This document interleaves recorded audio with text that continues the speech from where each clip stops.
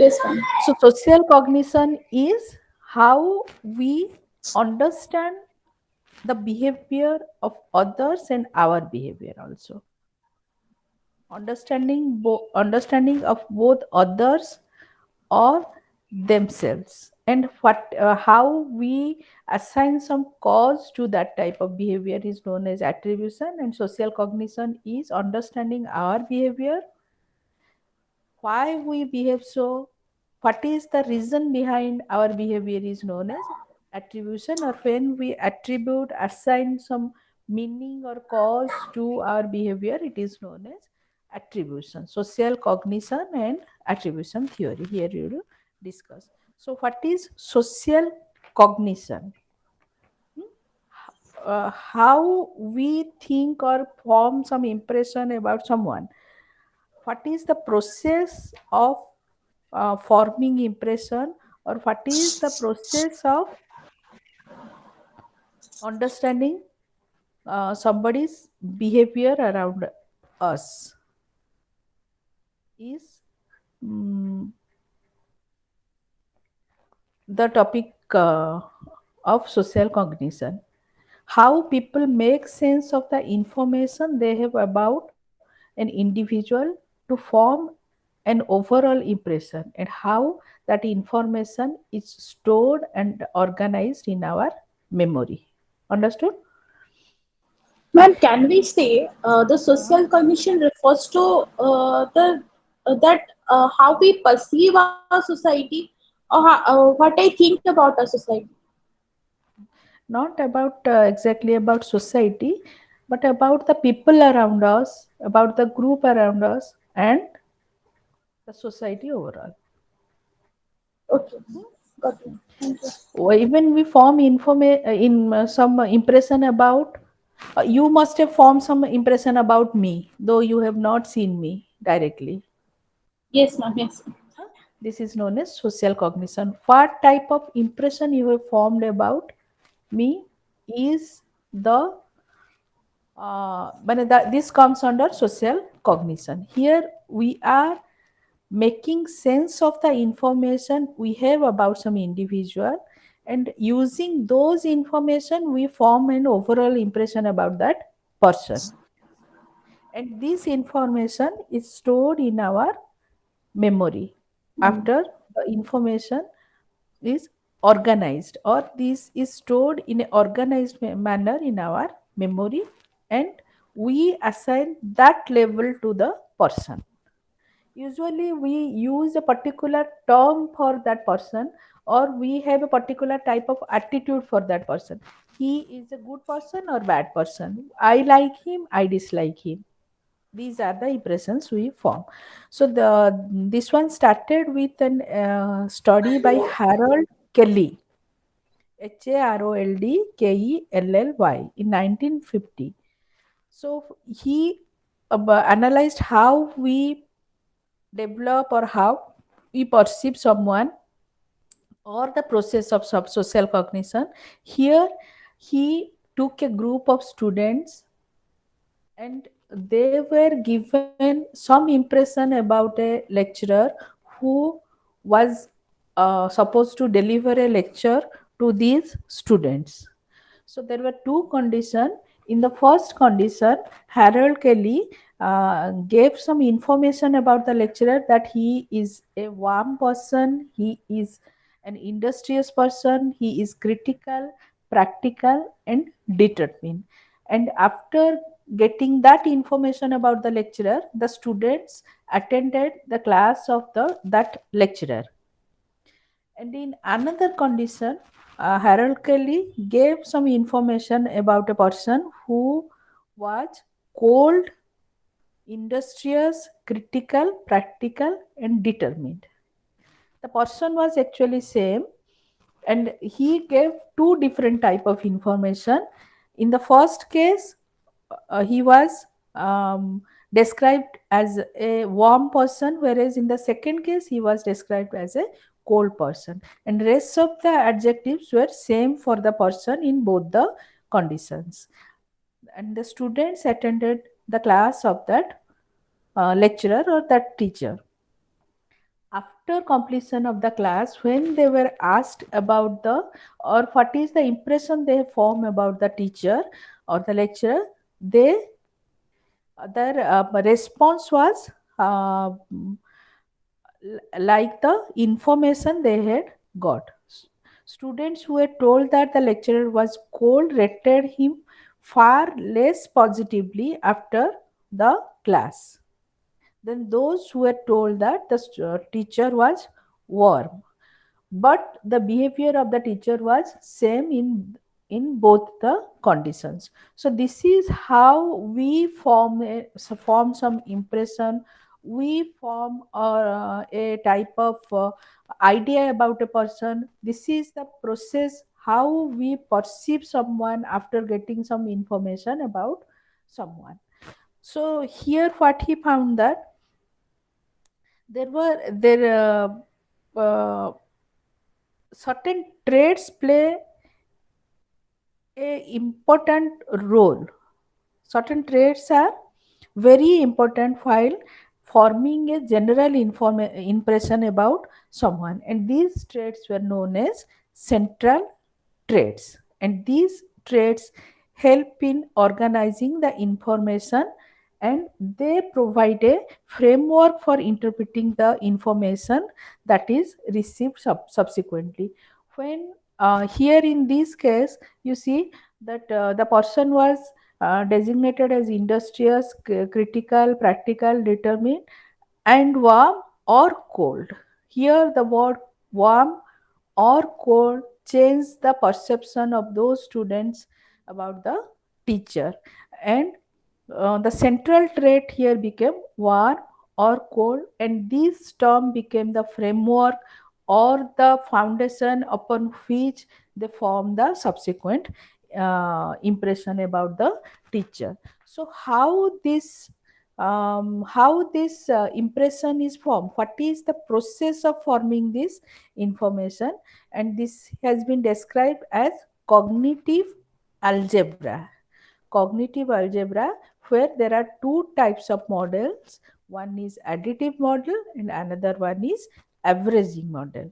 We either use additive model to form some impression, or we use some averaging model to form the impression. And these two cognitive models, these two models has been proposed by Anderson. The additive model was proposed in the year 1965, which says that we simply add together small bit of information we have received about a particular person. Actually, we in the course of interaction with someone, we go on collecting some information about the person. We go on getting some impression about the person, and these bits of information are added together to form an overall impression about the person. Suppose you find someone adventurous, you find someone extrovert, party loving, caring, and you rate him as suppose take a scale of 11 point. You must be knowing about the scale, rating scale, where there are different points, and usually we while forming impression, we rate each of the quality of the person in that scale, and we go on adding those qualities or those points for each of the qualities, and the sum is known as the overall impression. Suppose we give 4 point for his adventurous nature, 8 point for his helping nature, uh, 7 point for his party loving nature, uh, 10 point for his humorous nature. We add on all those points and form some impression about that person. And when some new information is added to that particular type of trait, it will lead to more positive information, or if some new information which is negative to this line of information is added, it becomes little bit lesser or little bit negative. This is about the additive model. And another one is our averaging model. Excuse me, ma'am. Uh-huh. Ma'am, this addition of perception or information about someone, isn't it very difficult to accept and cultivate? No, it's not difficult. Actually, this is the practice we usually follow, that we Oh, don't know, that we are developing the information, developing some impression using this formula is is done unconsciously or subconsciously, of which we are not aware. Huh? but ma'am, if the information that we already have, means on the perceptions we already carried about someone, and Hmm. if we are getting a different view or angle to that, maybe a contradictory, then Contract. Hmm. then really difficult to perceive, I guess. It's a No, doubt. I want to know how no, that no. is. It is about the actual process that goes on in our mind, but we are not aware that we are actually following this one. And Oh, here Anderson has uh, given a explicit description of the process that goes on in our mind. okay, ma'am. Thank you, ma'am. Huh? Huh. Please carry on. Another one is our averaging model, and this one is we have discussed about the additive model. Now we'll discuss about averaging model. Here also we go on adding those numbers or the rating. Whenever you see someone, you actually suppose suppose I ask you about Sushant Singh Rajput. How will you describe him? What is the impression you are having about him? You will He's a young, definitely. Huh. talented actor Hmm. who About his suppose personality, how, what type of person he is.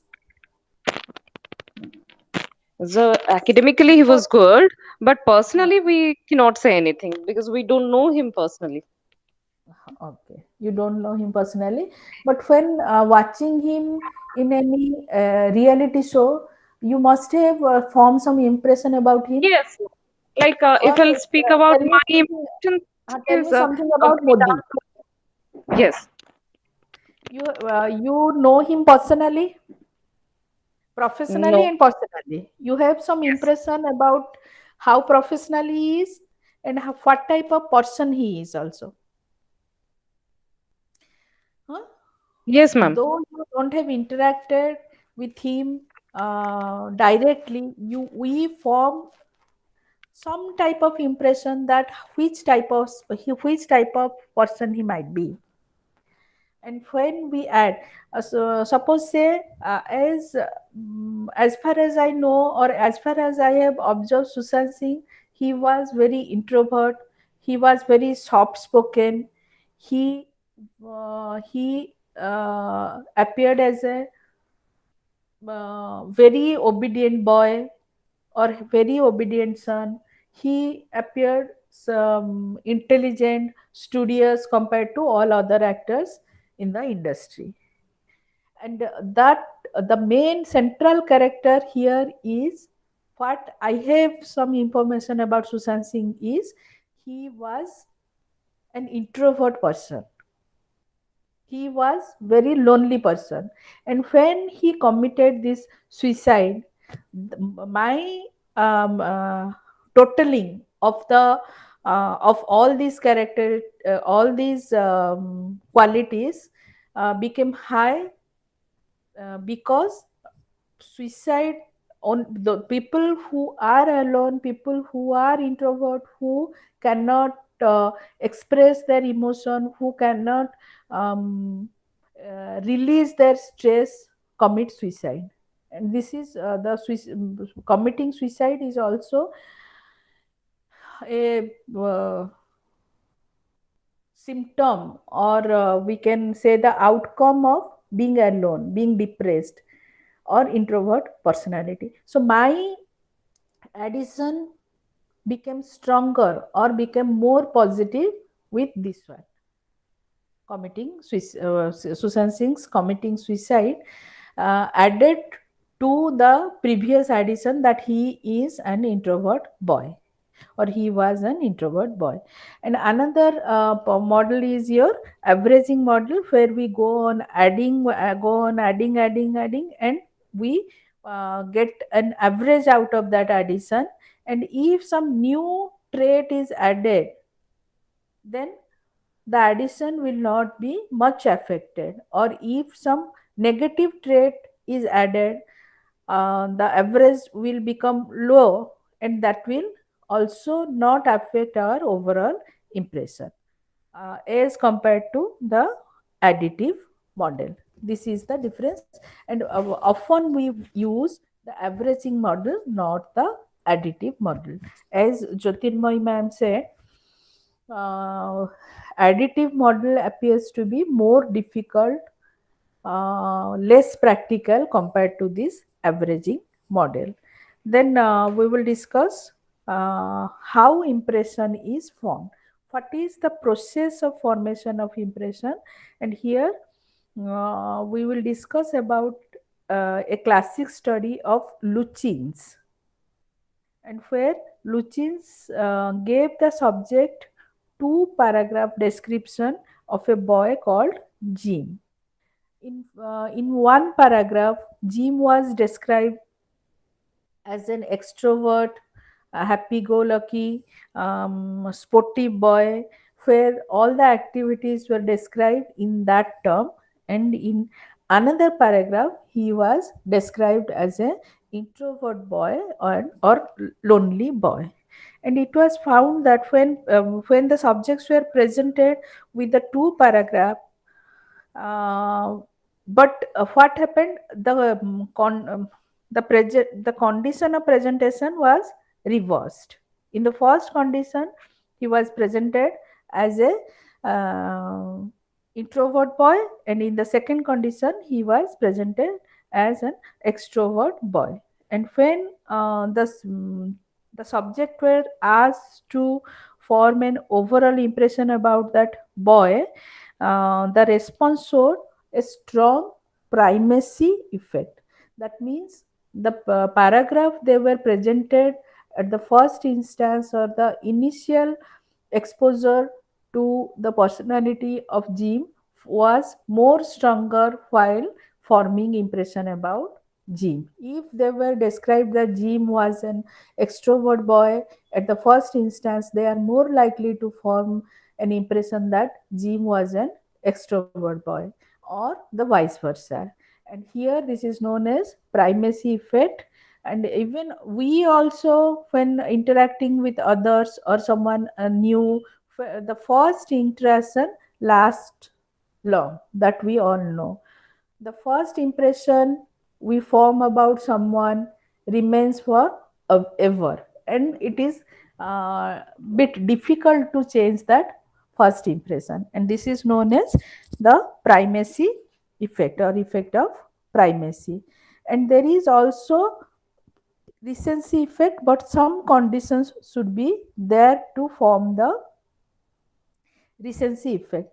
That means the later information is more powerful.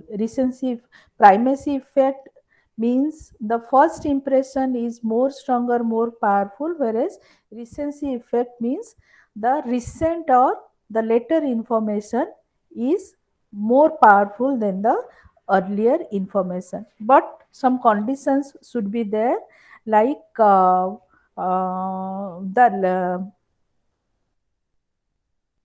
like the later information is more important or more powerful than the second impression. When they Mm, sorry to interrupt, ma'am. But you said what we perceive initially, our first impressions lasts long. uh, Isn't it contradictory that because we categorize those things in primacy effect, But Uh, mm, recency effect, if you are saying that is more powerful than that, I'm uh, just Suppose confused. we have got some adjective mm, which are a bit moderate description about the person, and in the later case we get some stronger information which compared to the first one. Okay, so it But depends on the information. huh, then only We cannot recency say effect. that Hmm. primacy is less powerful than recency or something like The common form is primacy effect. that. Okay, The common or the most easy form is primacy effect. If we get some stronger information later, then we are more likely to change our impression about that person. And here the recency effect works. okay. So it all depends on the content of the recency effect. Content of the information. Content of the information. If it is stronger than the previous one, then we are more likely to Change it, change. or else You continue know with. someone, you know one of your friends who is very shy, very homely, very agreeable girl, but recently you find her in a pub dancing Okay, with um, uh, three, four boys. What will be your impression? Your first impression will go away. definitely. This is the Okay. difference. And now this one becomes more stronger. You have seen him dancing in a very short dress or in a I got it. you I got it. I understood, huh. ma'am. I This is got what it. recency effect. And if But the in time general, ma'am, in uh, general, which is more strong? more stronger information compared to the previous one. Okay.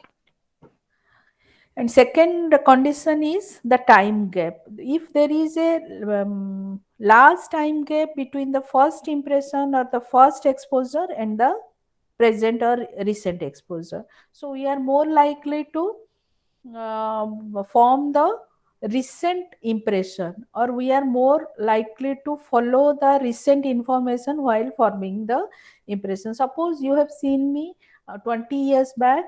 At that time I was very homely, I was very soft spoken, I was very loving, and now while interacting with me you find me very rough, rude, hard, and very arrogant type of lady. So the recent information will work, or here the effect of recency will dominate while forming your impression. And the third case is one where practice might improve the performance. This is mm, how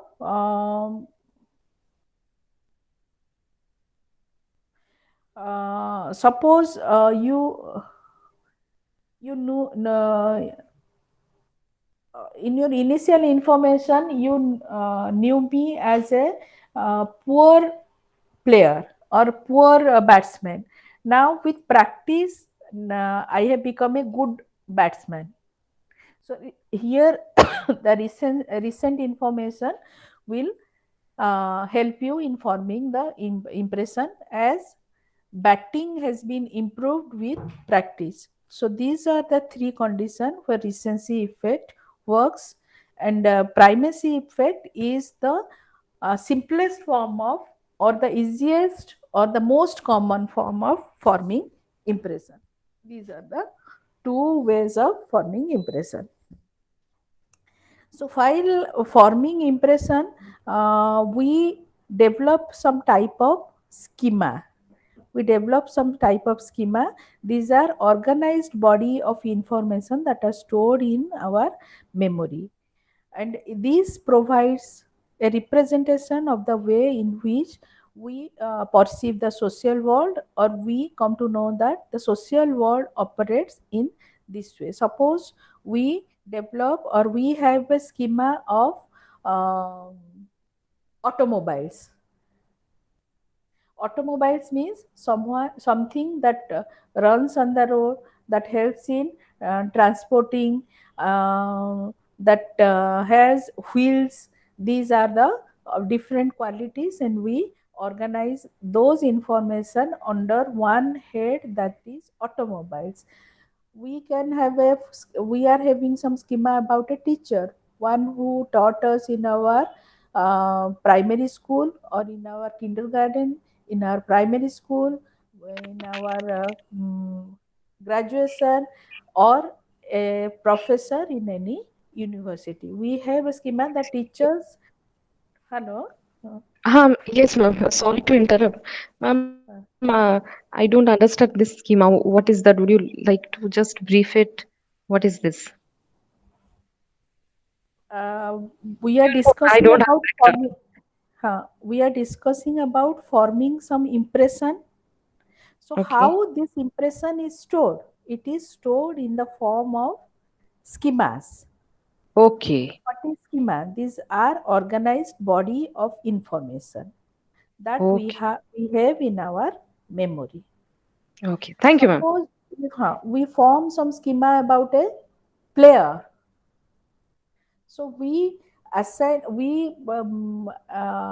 organize some ideas or impression or information about what should be a sports person. These are the qualities of a sports person: one who plays football, one who plays in the ground, one who wears a different type of costume, one who plays with ball, bat, horse, racket. These are the things we organize and keep it in our mind, that is in the form of a schema. And after forming the schema, prototype is developed. Prototype is particularly the personality type that we derive in case of person perception that are organized into schema is known as prototype. Prototypes are schemas that organize a group of personality trait into meaningful personality type. Suppose we take the example of a sincere person.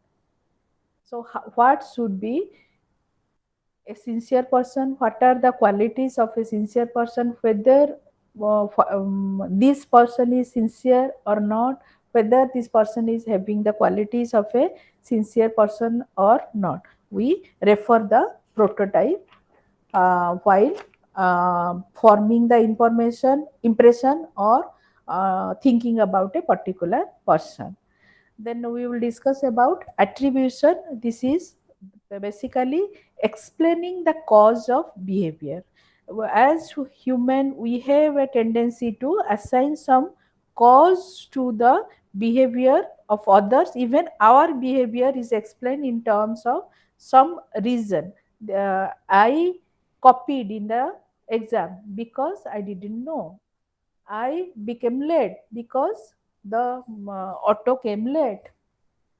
For every action, we give some explanation, or we assign some cause, or we discuss our behavior in terms of some cause always.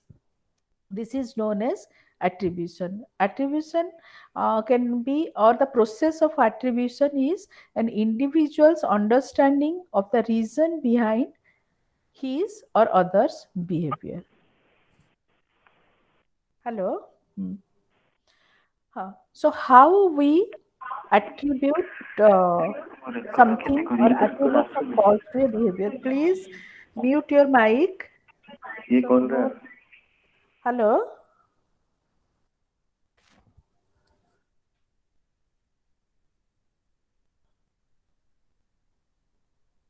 Hello. 749. Some number is there. Please mute your mic. Okay. So, some what we discuss, how we attribute. Either attribution is situational or dispositional. Either we assign some external cause to our behavior or our personality, cause, or our own or internal cause. Internal cause is known as dispositional cause, and external cause is known as situational cause. Behavior will be attributed to some situational or external cause when the external cause is more likely, more prominent, more visible. I got late, or I entered to the class late because it was raining outside. If the external cause is more clear, more visible, then we assign the external cause. Or else, when it is less visible, less dominant, less clear, we have to, or we assign some inter. I am not very punctual, that's why I entered very late into the class. So these are the type of causation or explanation we give to our behavior. Then another one is how we attribute some cause, is by covariation principle. This says that when both the cause and effect are present, or when the effect is present, at the same time cause is also present, both these things covariate or are present at the same time, we give the cause, or we explain the first one is the cause, and the effect is because of the cause. If the cause is not present while the effect is present in the different conditions, then we cannot give the cause is the explanation of our behavior or effect of our behavior. So this is about your attribution, or how we give reason to or cause to our behavior. So what are the errors we commit while uh, attributing some cause to our behavior?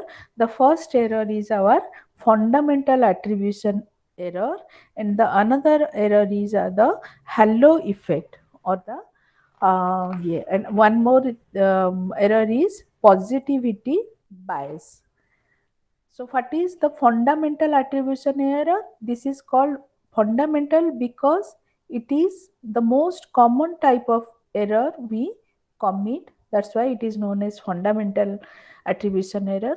While rating others, we attribute the behavior as indicative of the stable trait disposition of that person. But while rating our behavior, we we often say that our behavior is affected by the situation or the outside conditions. Others' behavior is rated as his personality trait, or a stable trait, or a stable cause of the behavior, whereas our behavior is rated, or when we are the self rater, we rate ourselves. It is known as, we usually assign the cause of the cause is something situational, something outside influence is there on our behavior. This is the fundamental error we commit. And why we commit this type of error? While interacting with others, we uh, say that that person is of that type because the focus is on that person and of for that particular period of time. The environment is in the periphery and the focus is on that individual. That's why we say that that person is of that type, or it is a stable trait disposition. Whereas while rating us, while evaluating us, we say that our behavior is because of environmental condition, as the environment is given more importance. Another one is your halo effect, that is what I said you, the primacy or the first impression lasts long, or the first impression we form about something is the permanent impression we are having about that person. Then positivity bias is we always try to look good in others. We actually know that we always try to find fault in others. That is not actually true. We always try to find good in others if we are assessing or evaluating a particular individual. But while evaluating a group, we always evaluate the group as negatively, though we have evaluated one of the individual of that group as good.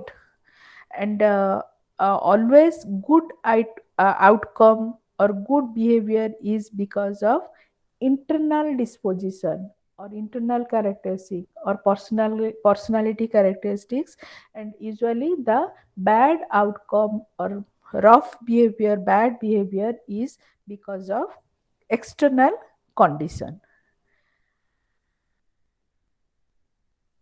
And why people have a tendency to view other people around them as positive. Here one explanation is given through Pollyanna principle, where it is said that we enjoy being surrounded by pleasant world or good world, thus we uh, hope that people around us are good. We always are interested to, or we have a tendency to be surrounded by good people, and we love to be among good people. That's why we evaluate others as good.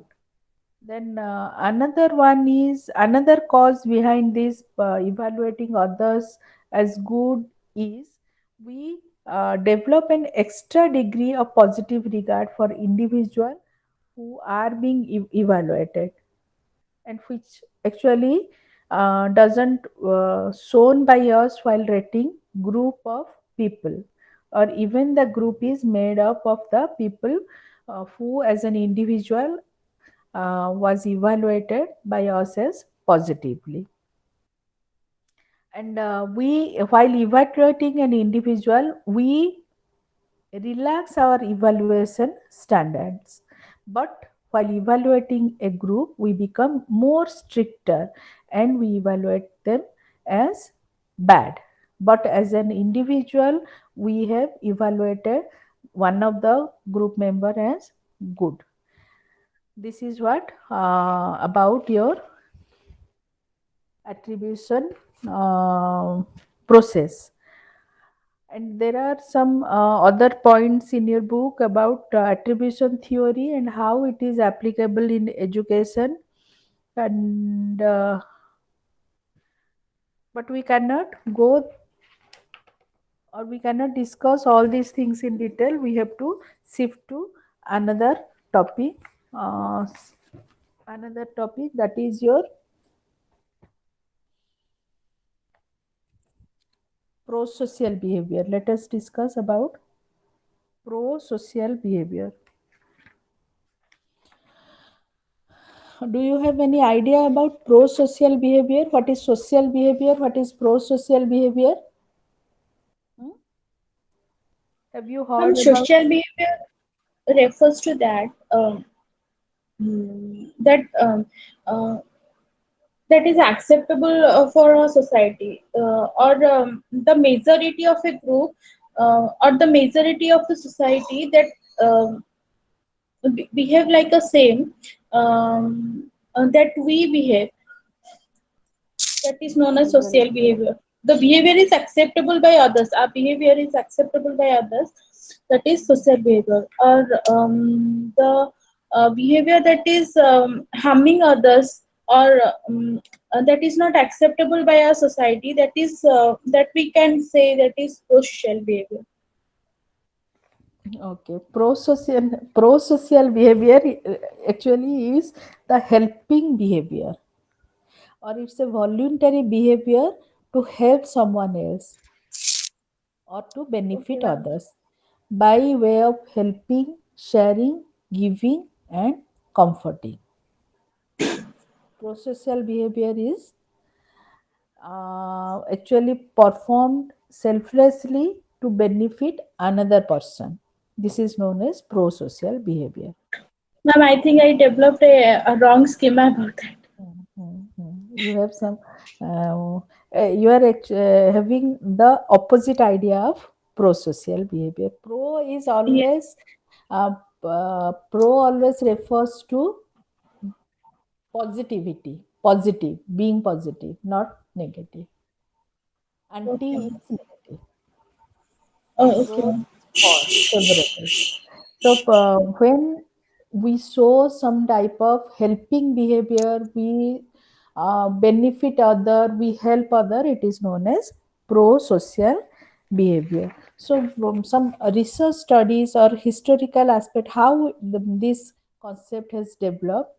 Uh, some researches were done in the initial year during uh, early 70s. This concept developed as a particular or distinct behavior, though it is there within us, but this term or this concept was identified during early 70s, and it was on March 13, 1964. uh, Kitty Genovese, a nurse, was returning from her office at the night.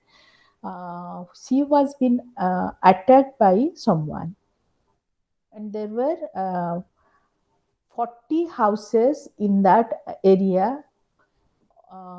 These studies show that the light of all the houses were switched on. All the people, that means all the people witnessed how Kitty was being stabbed by the person, how Kitty was being followed, stabbed, and murdered by that person, but nobody came to help her. So, what is the reason behind not helping Kitty? How we actually behave pro-socially, or what are the conditions that are required to show pro-social behavior, or how people show pro-social behavior can be explained from this study, or this is the first study that initiated or that triggered the idea of pro-social behavior among the social psychologists. So nobody came to help her, but one of the member of any house said, "Leave her." That was recorded, but nobody came to help her. When the incident took place, almost 38 houses were uh, observing or witnessing the murder.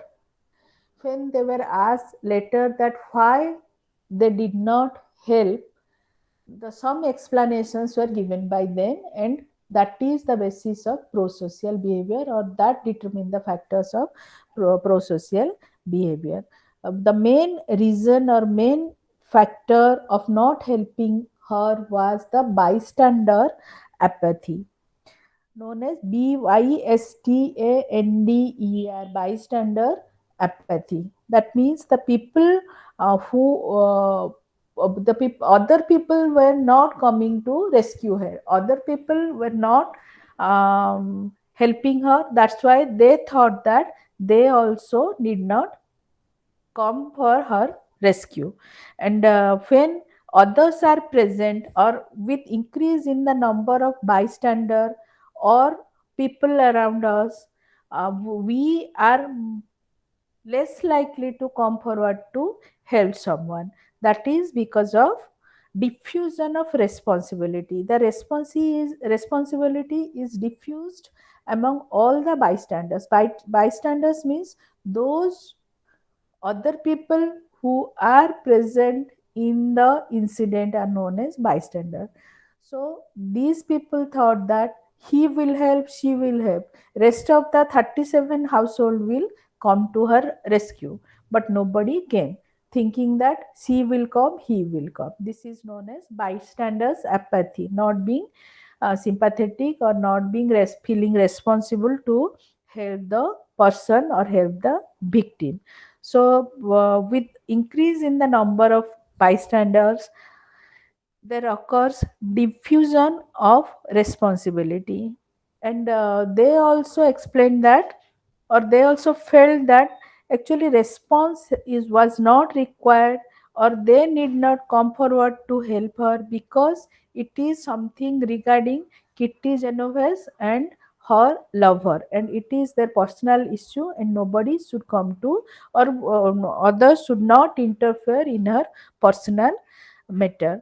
And another cause was, as explained by the bystanders or the people around her, was the situation was ambiguous.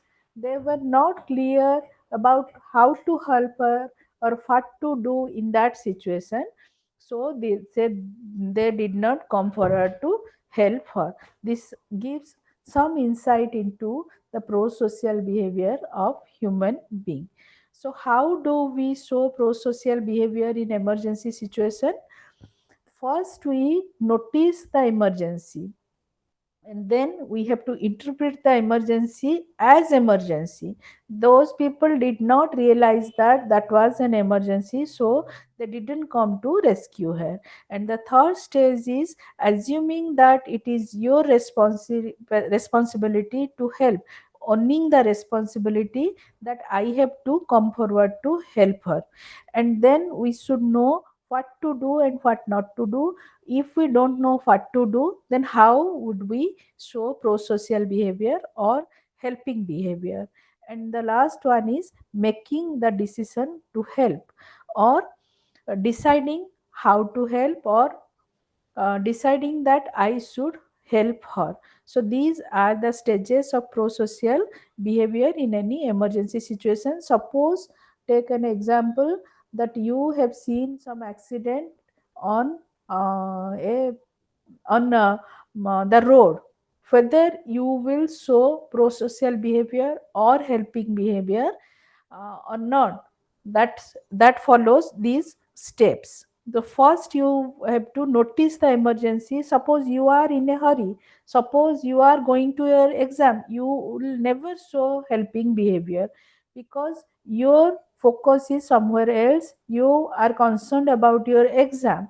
You are not likely to notice the emergency situation, or you are not likely to feel that situation as more important compared to your exam. But you are going to market, or you are roaming around with your friends, then you are more likely to show prosocial behavior or helping behavior. Then the second stage is you have to interpret the emergency as emergency. Suppose you find that person has fallen down from his scooter, and he on his own stood up and picked up his scooter and or started his scooter. You will not going to help him, because you don't find that situation as requiring your help, or that is an emergency situation. And third one is your assuming your responsibility to help. Suppose the road, there is no one on the road, you and the victim is on the road, then you will assume, or you will take the responsibility of helping the victim, or helping the person who is being injured, because nobody else is there to help that person, and it is your and only your responsibility to help that person. Nobody is there. But suppose there are 50 people's the 50 people commuting the road, there are 50 people near the accident spot, you are less likely to show prosocial or helping behavior. Here the diffusion of responsibility occurs, and the responsibility is diffused among the rest of the 49 people present in that incident, or present around the incident. And suppose you don't know what to do, you don't have any idea about how to help that victim or help that person, then you are less likely to help, less likely to show prosocial behavior. But you know what to do, then you will come forward to help that person. And the last one is making decision to help. Finally, you decide that it is you, there is only one person, and that is you to help that person, and you know what to do, and you have time, you are not in a hurry, then you finally make the decision to help that person. and go forward to help that person. So this is about how the prosocial behavior occurs in an emergency situation, or we can say the steps of response in any emergency situation. The next one is factors affecting prosocial factors affecting in the prosocial behavior. First one is your physical attractiveness. If the person you are helping is attractive, then you are more likely, or we are more likely to help. And it is shown that, or it has been studied that people who are physically attractive receive more help compared to the people who are less attractive. This is one this is different this is shown by different studies. And another point is similarity and kinship. We are more likely to help people who are similar to us, or who are related to us, whom we feel as the member of in group, whom we have some relationship of reciprocity, whom we feel that they are like us, compared to people who are not like us. And another one is religiosity. Another concept is religiosity. And according to religiosity,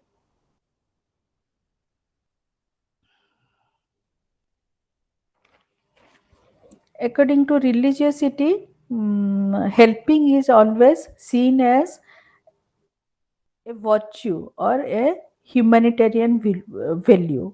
And to prove that we come forward to help, and you human are usually helpful.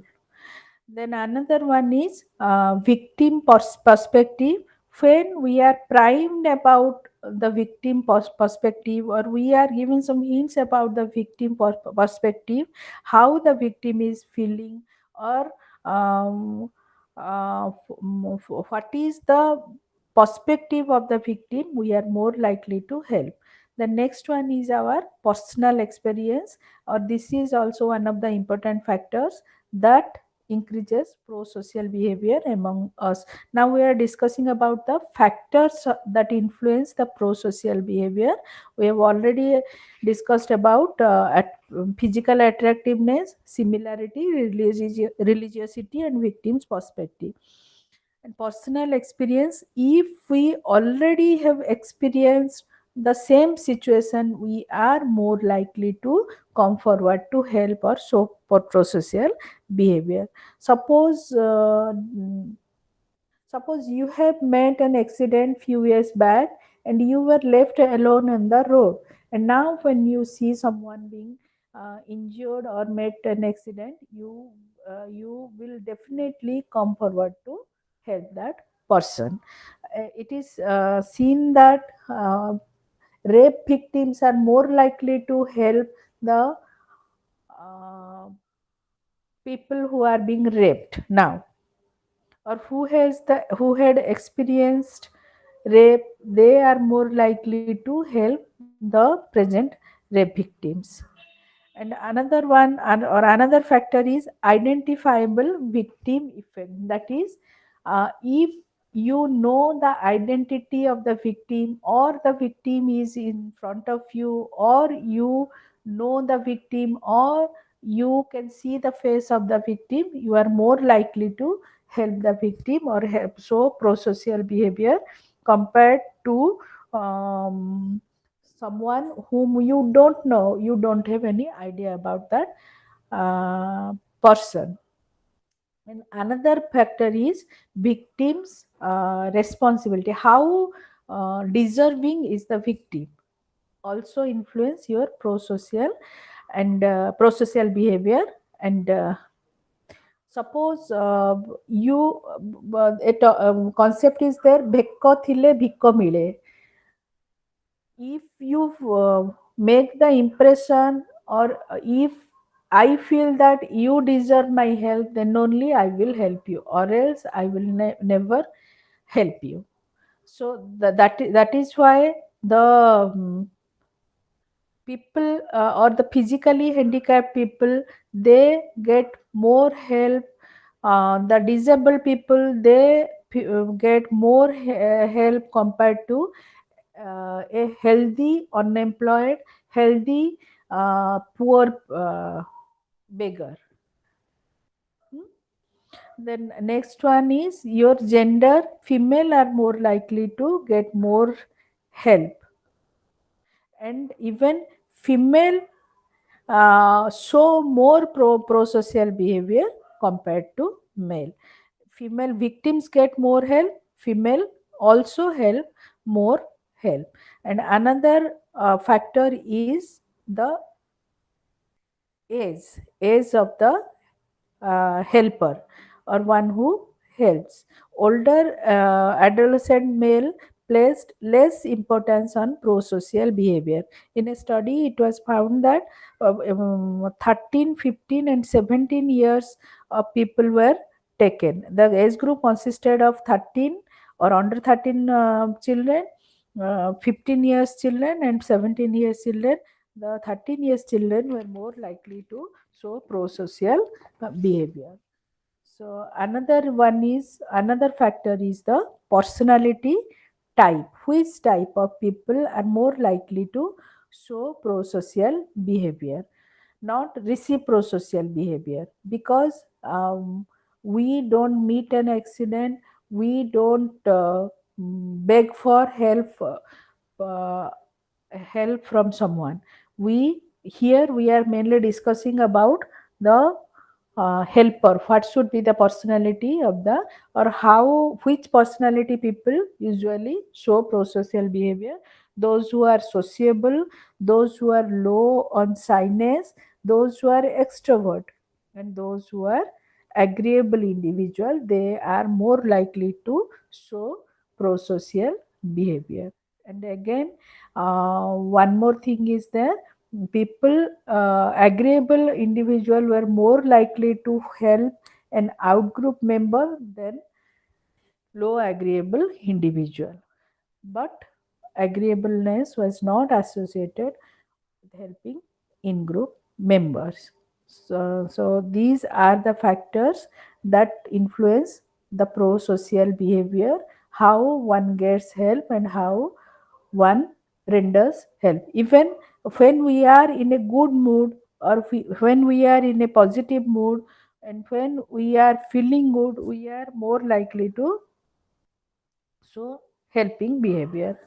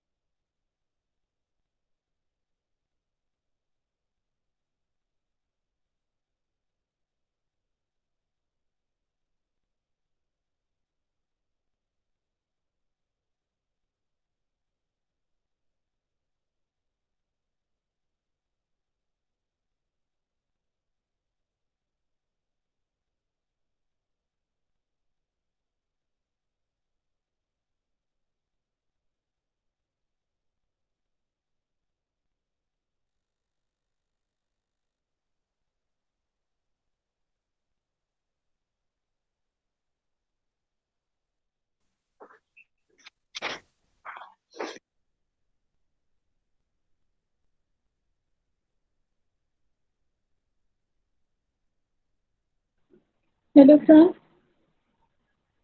Can you hear me?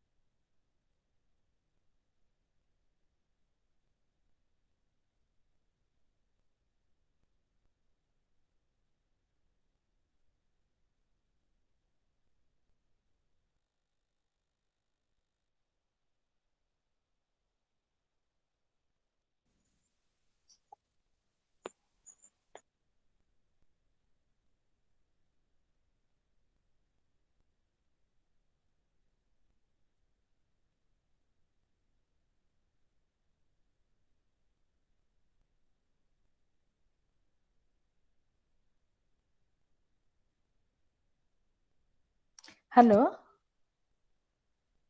Hello, hello. Yes, ma'am. ma'am. Yes, ma'am. We Uh, are waiting for you only. I got an important call, that's why. I was guessing the Okay, same. ma'am. Okay. Then next is what are the theories behind this prosocial behavior? Because there are some theoretical explanation about everything, and what are the theories that operate this prosocial behavior in an individual? First is social learning theory. One who is from psychology, she must be knowing about social learning theory. That social learning theory explains that we learn everything by observing others around us or through our own experience. Similarly, we learn the prosocial behavior from our elders, from our friends, and people around us. And this social learning theory was being proposed by Albert Bandura, and this is also known as but vicarious learning, social learning, or observational learning. And through observation, we learn this one. And another one is motivation perspective. Some behavior is shown only with altruistic motivation, that is only helping without getting any return from it, and some prosocial behavior is shown with egoistic motivation, that is I will help someone, and in that way I will get some benefit. For example, if I donate some money to some institution, to some orphanage, I will get some tax benefit. And here some um, egoistic motive is there. I will help the orphanage and I will also get some benefit out of it. But altruistic motivation or prosocial behavior with altruistic motivation doesn't expect anything. Here only giving help is there, no return or no expectation is there. One more is social identity theory, one more is biological perspective. Biological perspective says that we are genetically tu- tuned to help, and it is, from studies it has been observed that monozygotic twins, they show more prosocial behavior, or if one of the pair is showing prosocial behavior, the another pair is also like more likely to show prosocial behavior, and the vice versa. And in dizygotic twins, uh, where there is sharing of 50% of the genes, less correlation is shown in case of both the child. And another theoretical concept or theory behind showing pro-social behavior is negative state relief. negative state relief. When we see someone in problem, the helper or we experience some empathetic concern, or we develop some empathy or some concern for that individual, and such concern or such empathy is usually associated with sadness, and we try to help that person to get relief from that sad feeling.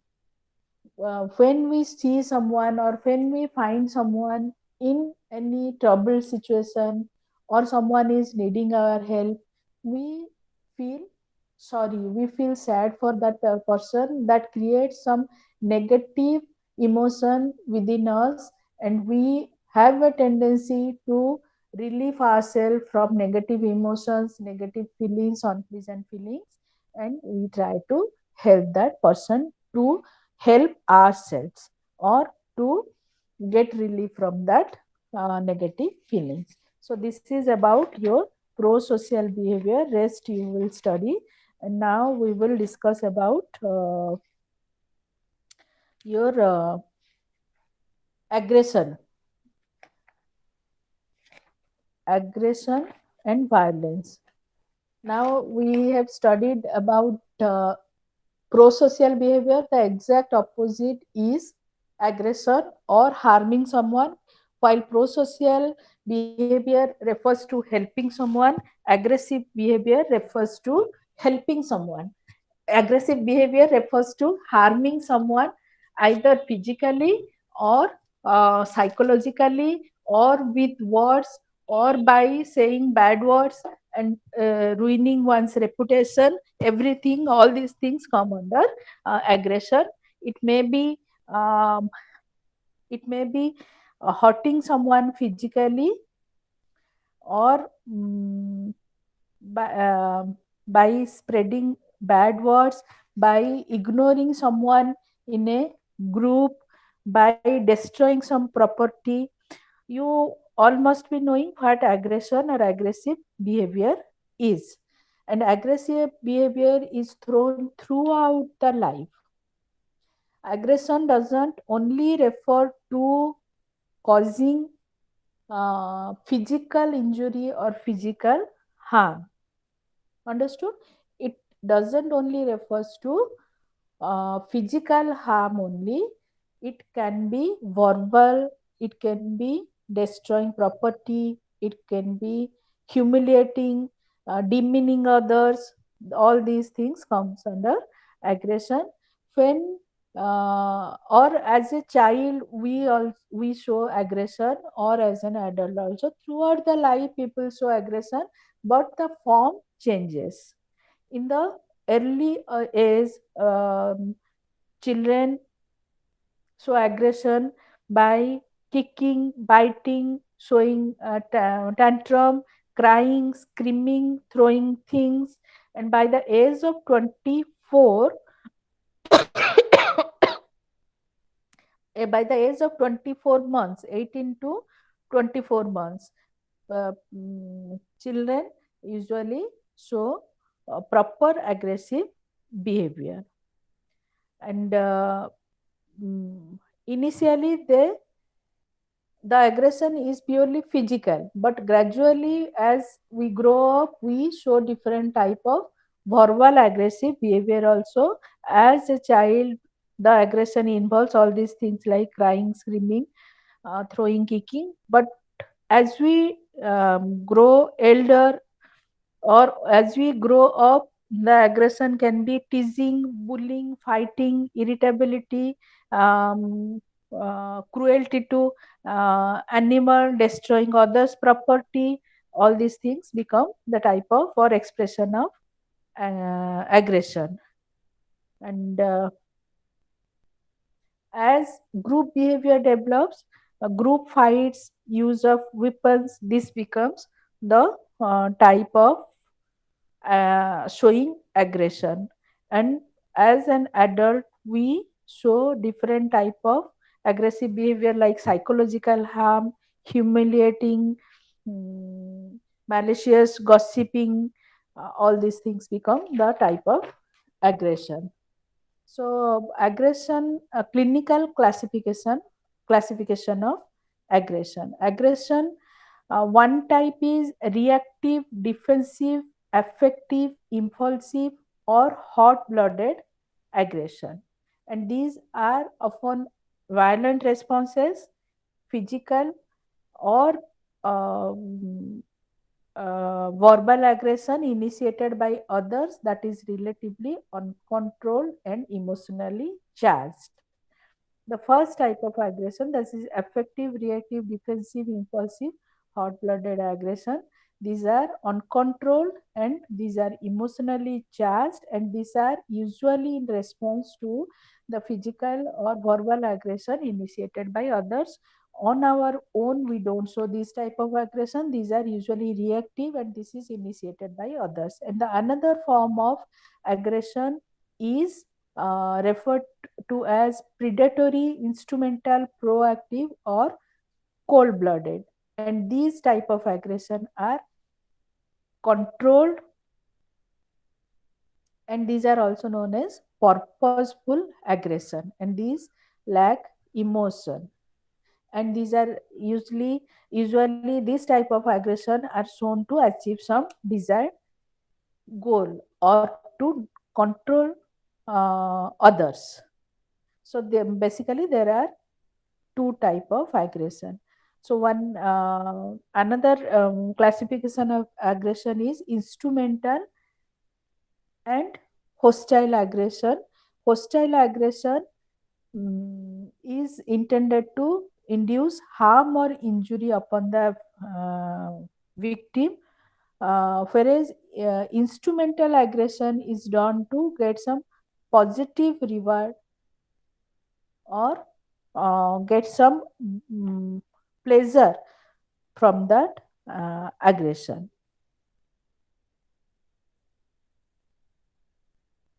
And another one is proactive reactive, as we have discussed in the clinical classification.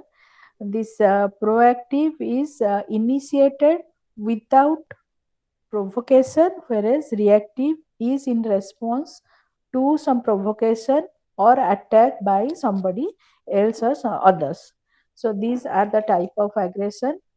And how to measure aggression? How can aggression be measured? Different type of measurement techniques are there.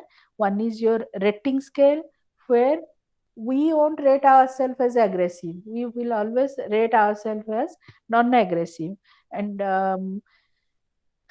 rating scale is given to either the mother or the teacher who rates us or the child's aggression level. And another technique is self-report measure, where some statements are given and the individual rate himself or herself in a 5 point or 7 point scale about that statement, whether I show this type of behavior, whether I show that type of behavior, whether I think so or whether I don't think so, and we rate ourselves, and that helps us in measuring the level of aggression within us. And one more technique, or the third technique, is the observer's report, where the nurses in any psychiatric ward rate the psychiatric patient, and they rate after observing the behavior of the psychiatric patient, and they give a report of the behavior of the psychiatric patient. We also can know the rate of or level of aggression, or whether one is aggressive or not, by the official files from the office of police, court, or any correctional agency like juvenile home or correction homes. Then another one is your psychopathy checklist device. This is basically used to measure the aggressive traits of any psychopathic personality. Any this helps us if someone is having some type of mental health issue regarding this aggressive behavior. He can be used. He can be rated or judged using this type of yeah, psychopathic psychopathy checklist revised.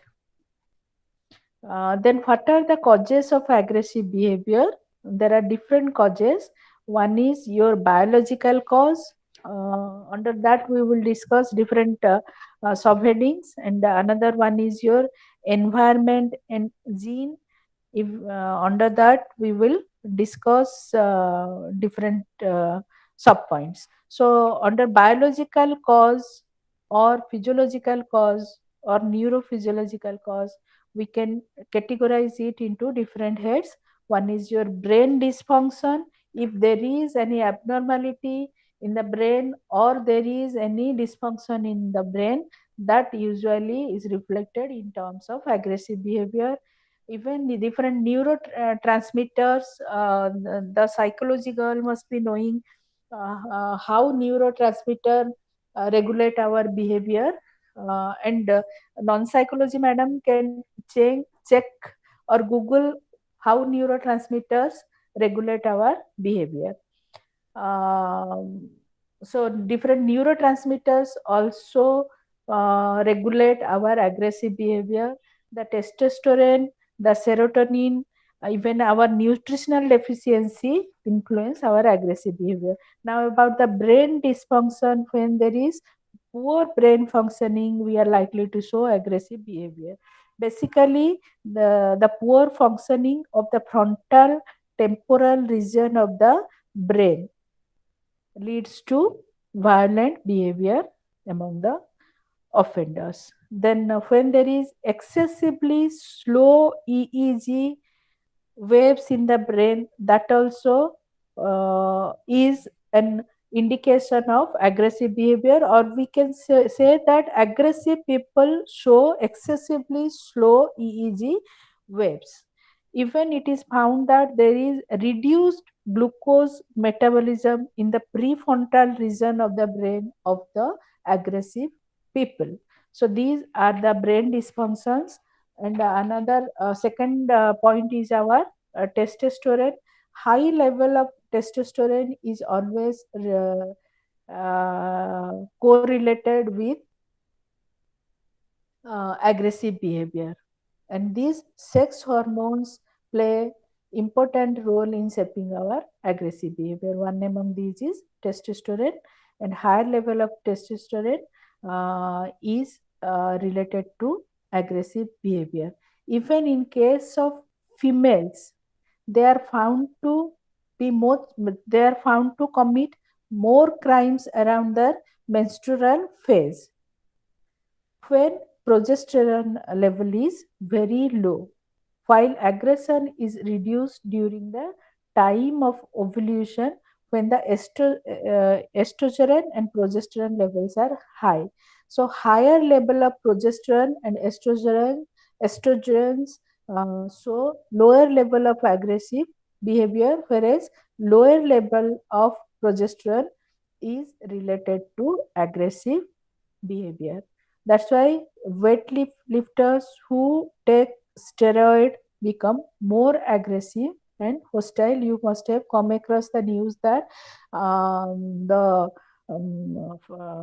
weightlifters, the boxers, the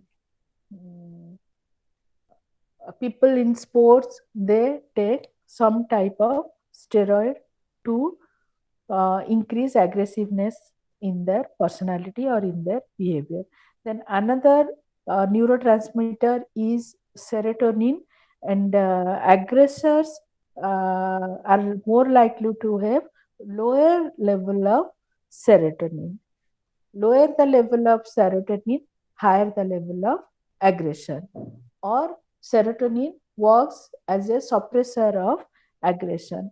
Even nutritional deficiency is associated with aggression.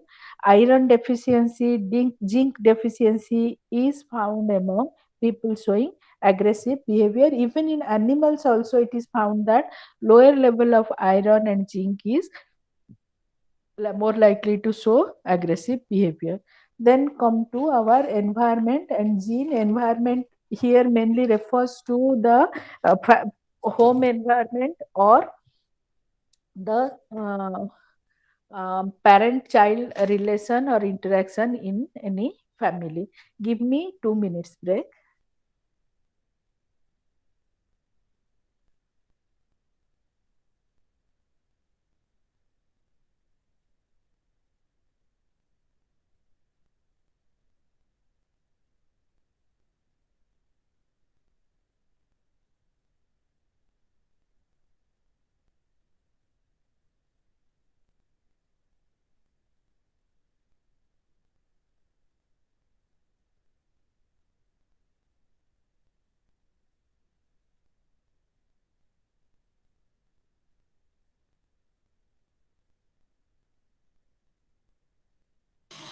Hello.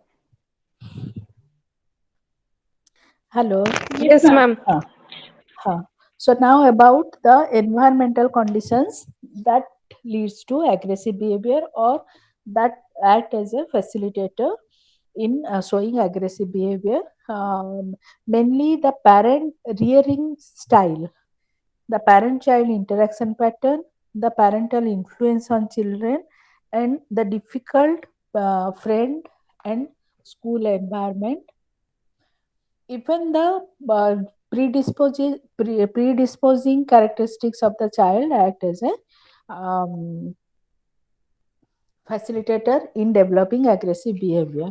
So, what are the rearing styles that helps in developing this type of behavior? Actually, poor supervision from parent, erratic and harsh discipline from the parent, parental disharmony, rejection of the child, low involvement in child's activity. These are the things that leads to aggressive behavior in the later life of the child.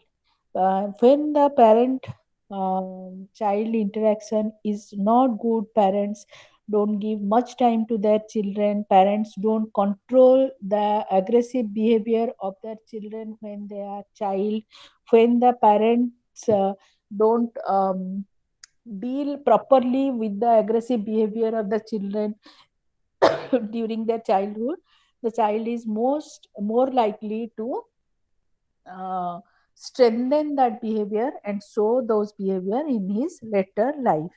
And the children uh, who faces the children who face difficulty as a child, or who face difficulty while interacting with their peer group, with their friends in the school, they have developed or they have accumulated some frustration that is expressed in term of aggression in their later life. And children who are hyperactive, who have a delinquent personality, they are also more likely to show aggressive behavior. Then about the environmental stressor, what are the environmental conditions that pushes us, that forces us, or that increases the aggressive behavior in any individual? Actually, temperature, crowd, noise, pollution, these are the things that forces us or that induces aggression among us. Higher the temperature, we are more likely to show aggressive behavior.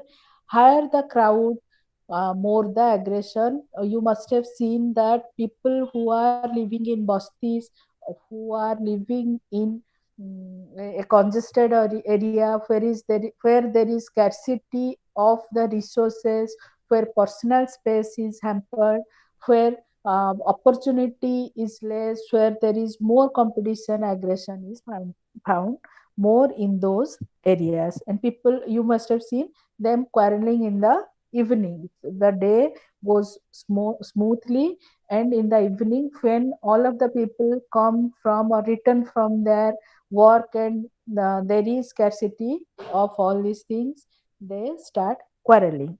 So the crowding is also one of the important cause of causing aggression among us.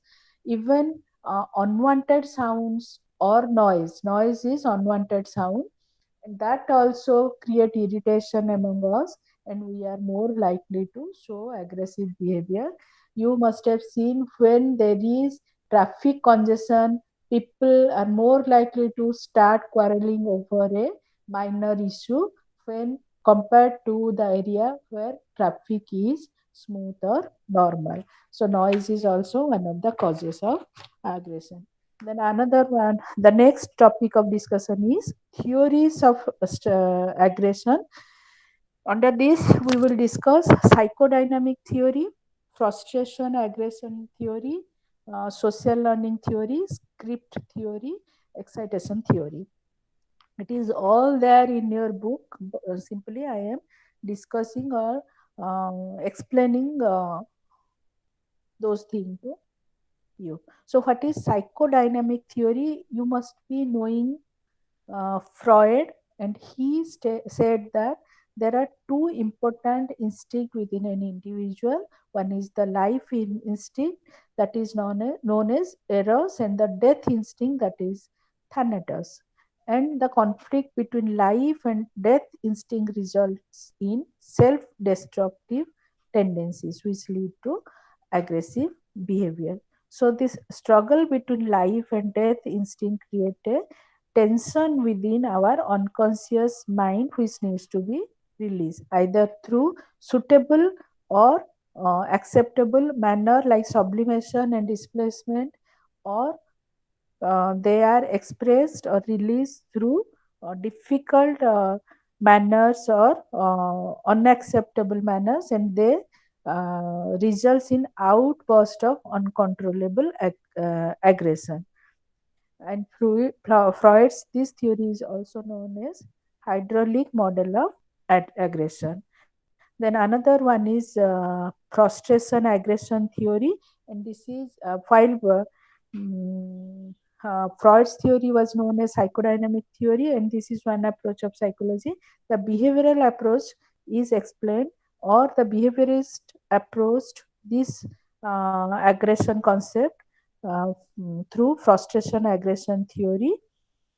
And according to this frustration, aggression is a long response to frustration.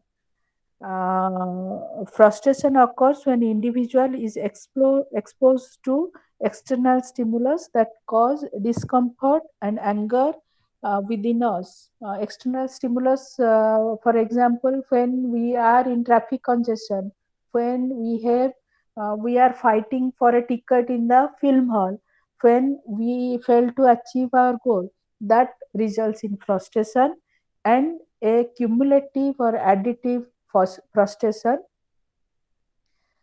leads to show aggressive behavior, or the response of this accumulated frustration is our aggression. Then comes our social learning theory. As we have discussed it under pro-social behavior, we learn frustration through observational learning by observing others in our society and around us.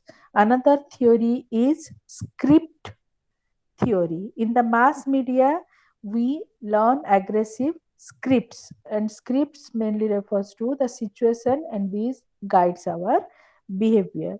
So, by learning it from mass media, when we are exposed to that type of situation, we are more likely to act aggressively, as we have learned from the mass media. And the excitation transfer theory, this has been developed by Gilman, and this theory states that physiological arousal dissipates slowly when two arousing events are separated by a short amount of time. Arousal from the first event may be misattributed to the second event. If the second event is related to anger, the additional arousal should make the person even more angrier. So these are the theories of aggression. Some more theories are also given here. One is your social interaction theory, social information processing theory, general aggression model. These are also given. We will not go in detail to that. Now, how to reduce aggression? To reduce aggression among children, parents are the main target. If the parents are trained how to handle the aggressive behavior of the children, we can reduce the aggression in one's life from the very childhood by developing different program, by training parents and the children, by showing videotapes, by managing hyperactivity of the children, and even interventions at school can also help in handling aggression among children. So this is about your aggression. Now we'll discuss about interpersonal attraction. Only 15 minutes is left. What is interpersonal attraction? This is one interesting area of study in social psychology. It's the force that binds two people together, and it helps them to stay together despite all the odds in the relationship or all the odds they face. This is a binding force that binds two individual, or it is a force that attracts two individual to become friend, two individual to become together for a longer time. And what are the factors that contribute this interpersonal interaction? That is the physical attractiveness. Though we know that beauty is only skin deep, at the same time we also say that a book is judged by its cover. So when we come across any attractive person, or when we are attracted by the physical beauty of someone, we are more likely to develop friendly relationship or get attracted towards that person. The reason behind this is that we believe that there is more physical beauty. We believe that there is more than the physical beauty that we can see, and these people are assumed that certain internal qualities within them, like the kindness, loving, outgoing, helping, caring, these qualities they are having within themselves, that has been judged by the outer beauty. And first thing that attracts is the physical beauty of someone. Then second one is the proximity. More nearer we are in the physical area or physical distance, the less the distance between us, or more nearer we are, more likely we are going to develop attraction among us. That's why people living near, they are usually friends. Suppose think of your school days. You were friends, or you liked, or you wanted to interact more with the people who were staying in your area. You shared your auto with them. You discussed more about hmm, your studies. You took help from them. This is the attraction, or this is the friendship you had in your school days with the people who were staying in your locality. And this is because of some reasons, like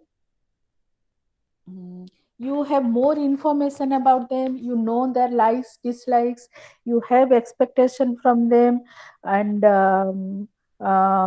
you share the same problem, same issues, that makes you closer. Then another one is your similarity. We have discussed physical attractiveness, proximity, then similarity. If we are similar in our look, in our attitude, in our behavior, in our class, in our age, we are more likely to get attracted. Then similarity is influenced, or similarity in our physical appearance, our attitude, social, cultural background. When we are similar in our personality, when we are similar in our interest, activity, when we are similar in our social skills, in our age, we are more likely to get attracted to those people. Then um, theories explaining mm, interpersonal attraction. So first is your social exchange theory. In our last class, I was saying something about social exchange, and this is a social and psychological theory that studies the social behavior in the interaction of two parties that implement a cost benefit analysis to determine the risks and benefits. And if the cost of the relationship is higher than the rewards, such as lots of money, effort, time is put in the relationship, and it is not reciprocated, this will weaken the relationship. So when we involve in any relationship, or when we develop any relationship, as I said in our last class, we unconsciously or subconsciously do a type of calculation how much we have to give and what much we are going to receive. If it balances or getting is more than giving, then we are more likely to involve in that relationship, or we get attracted to that type of relationship. And another one is your evolutionary theory. This theory says that the evolutionarily why men are attracted to the opposite, people are attracted to the opposite sex, or men are attracted, or what are the condition that um, a man seeks in a woman, or what are the conditions that a female tries to find out in a man while developing a relationship or getting attracted. And it is seen that it is seen that um, male are more likely to mm, search or find out the physical feature that is related to fertility in a woman, whereas women is more likely to search the qualities like the ability to provide resources and protection in a male. Mm, this is this was done in the primitive stage of development, or primitive stage of evolution. Even still now, female always search how capable that individual is, or how capable that man is, or that male is, who is doing a good job, who has the ability to provide resources, whether the man is physically sound to give security or protection to the female. And man at this age also tries to find whether the female is healthy, if she can give birth to a healthy child, if she is attractive. These are the qualities that the person wants to have in a male or female. So this is about your interpersonal relationship, and in tomorrow's class we will discuss about group group dynamics and all these things. Any doubt till now, Jyotirmay? No, Ma'am, ma'am. Uh, hello. Hello. Yes, ma'am. There is only two theory. One is social exchange or evolutionary. No more Evolution, theories. some other theories are there. While preparing for your exam, you go through those theories. I'm Okay. just briefing you about the theories of interpersonal attraction. Some other theories are also there, like your reciprocity of liking rule. This is also there, and how rewarding reduces anxiety, stress, loneliness, and enhances self-esteem. And this way, this helps us to enter into in any relationship, or how this develops interpersonal attraction. Hmm? Okay, Okay. ma'am. Okay, then thank you. Thank you, ma'am. Thank you. Thank you. Bye. Ma'am, are you feeling good? Today I'm feeling better. Today Okay, I'm ma'am. feeling better. Get My Have a university good day, has ma'am. reopened and I have to go to university now. Okay, Okay. ma'am. Okay, ma'am. Uh, Have a good uh, day, ma'am. uh, Thank you. Good. Thank you.